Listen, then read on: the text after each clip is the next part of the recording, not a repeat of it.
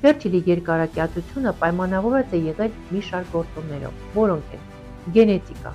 Մենք ծնվում ենք որոշակի գենետիկ պաշարով։ Կան մարդիկ, որոնց օրգանիզմը ավելի դիմացկուն է, լյարդը լավ է քայքայում ալկոհոլը,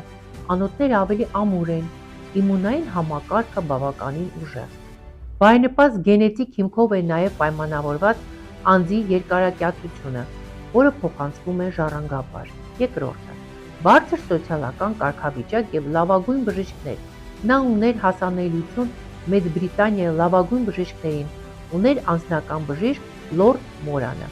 Նրա առողջությունը մշտապես հսկվում էր, այդ տարիներին ոչ բոլորն ունեին այդպիսի բժշկական հասանելիություն։ Երրորդը՝ հոգեբանական եւ մտավոր աշխատանքի գործոն։ Չերչիլը ուներ ուժեղ կենսական մոտիվացիա,